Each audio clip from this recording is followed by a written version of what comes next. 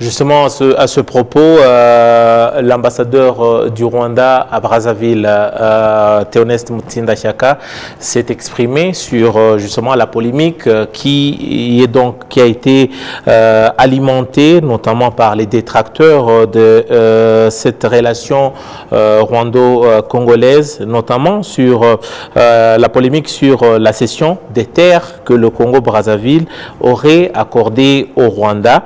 Ici, l'ambassadeur Théoneste Mutsinda Chaka précise bien le cadre de cette coopération et surtout, il précise dans quel cadre ceci se passe et surtout loin de toute cessation des terres.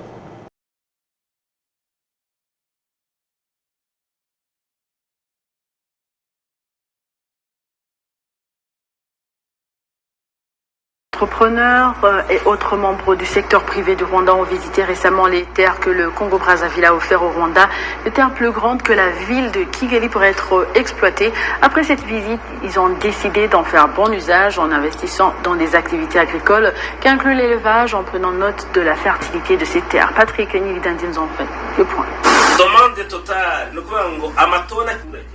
Entre le 4 et le 8 mars de cette année, certains membres du secteur privé du Rwanda ont visité le Congo-Brazzaville et ont découvert les deux terrains qui appartiennent désormais au Rwanda avec une superficie combinée de 980 km². Cette initiative a été déclenchée par une visite effectuée par le président Paul Kagame au Congo-Brazzaville au mois d'avril il y a 2 ans.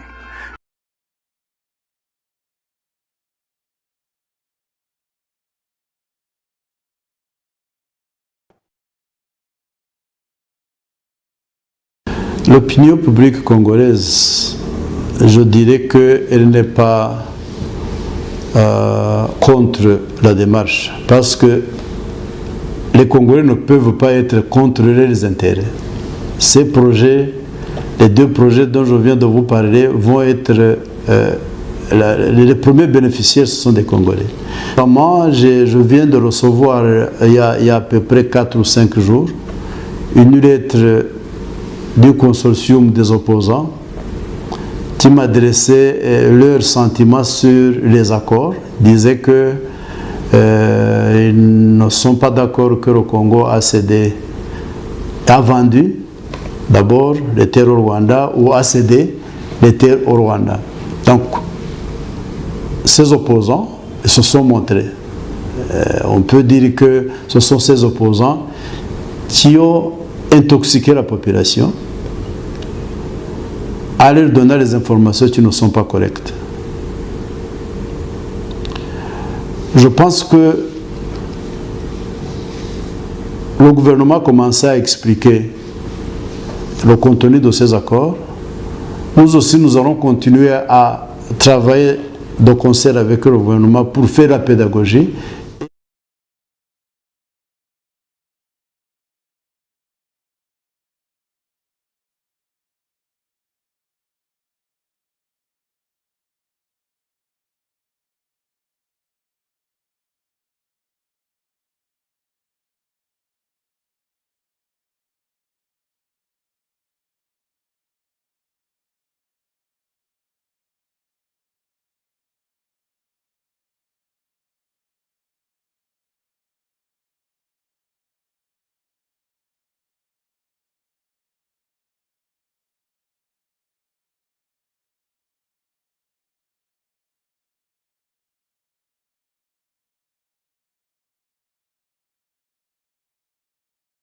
Et je demanderai à la jeunesse congolaise de ne pas écouter ce que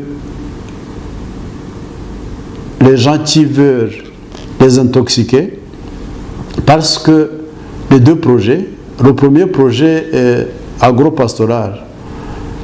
Si le projet est en pleine exécution, ça va créer autour de 3000 emplois. L'autre grand projet de culture du ricin, ça va produire plus de 120 000 emplois. Et tous ces emplois seront aux jeunes Congolais et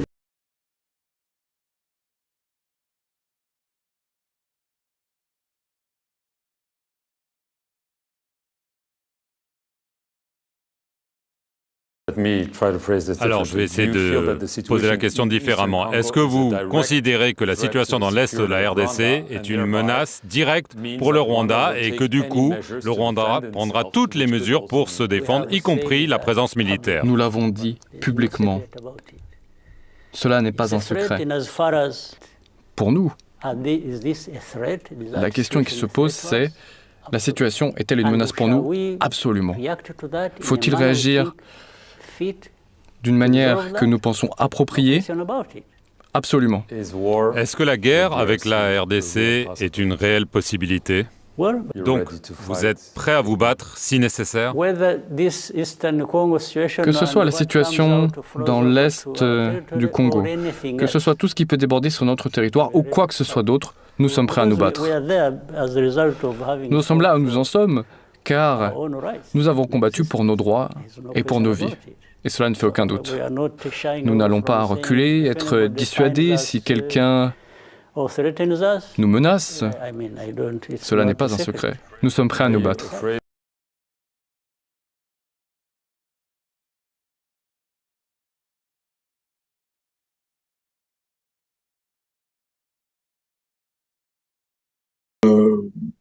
La population congolaise se révolte suite à cette cession des terres qui a été faite par M. Denis Sassou Nguesso au Rwanda. Alors, ce qu'il faut préciser, et à partir d'aujourd'hui, je souhaite que les Congolais parlent pas d'accord entre le Congo et le Rwanda, mais d'accord entre M. Sassou Nguesso et le Rwanda, parce qu'il ne s'agit pas du tout des Congolais ou du Congo, parce que M. Denis Sassou Nguesso, à ce jour, est un président illégitime.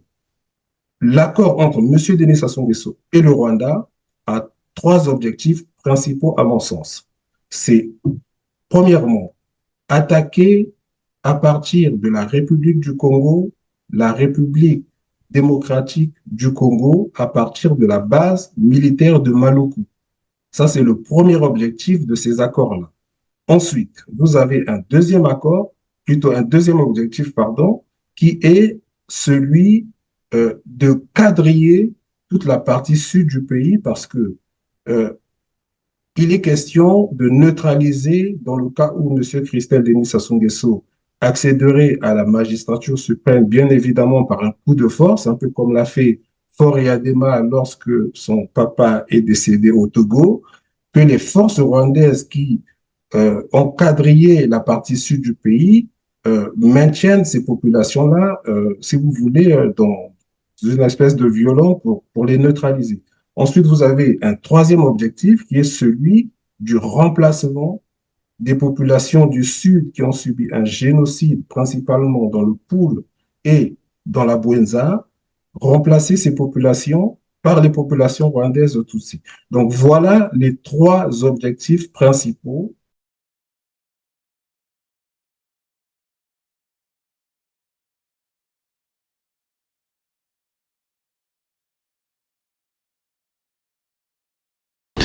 J'ai même entendu parler que pourquoi est-ce que le gouvernement a montré à ses investisseurs les terres qui se trouvent au sud du pays.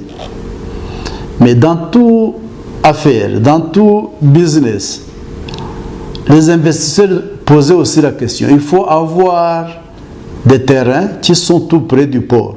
Mais le port se trouve à Pointe-Noire. Qu'est-ce que vous voulez que le gouvernement fasse?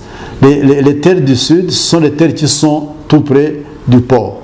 Mais le projet du RICER, c'est un projet qui peut être développé sur toute l'étendue du territoire et qui peut vraiment créer une révolution en agriculture ici au Congo. Donc, ce qui cause cette polémique, ce sont les opposants. Dans l'état du Sud du Congo, on n'aura plus ces problèmes des terres, des territoires qui seront vendus ou cédés aux gens par M. Denis Sassou Nguesso. Dans l'état du Sud du Congo, moi, Robert Poiti Pangou, fils Vili, originaire du Kouilou, donc du Kouilou, de l'état du Kouilou et de Titondi, je ne peux pas me permettre d'aller acheter plus de 10 hectares ou 5 hectares, même 5 hectares, ni dans le Poul, ni dans la Bouenza, pour aller faire de l'agriculture ou aller bâtir. La petite Suisse à laquelle le président Pascal Lissouba nous avait parlé, et oui, elle va être réalisée dans l'État du Sud Congo. Dans cet État, chaque village, c'est lui qui va... Parce que c'est pour ça que ce problème de terre aujourd'hui, de territoire se pose. Il se soulève. Pourquoi? Parce que quelqu'un qui est venu d'Oyo dit à quelqu'un qui vient du Rwanda d'aller prendre les terres dans la Bouenza, dans le Poul, dans le Nyari. C'est pas possible. Et parce que, alors que la première des choses qu'il aurait pu faire, M. Denis Sassou Nguesso, c'est donner les terres à son ami et frère ou quoi, Kagame, les terres derrière son village, donc à Oyo, autour d'Oyo, à Olombo, à Abala, mais pas aller donner les terres d'autrui à un étranger. M. Kagame, c'est un étranger. On va lui donner des territoires. Pourquoi? Parce que tout simplement, ce ne sont pas ses terres.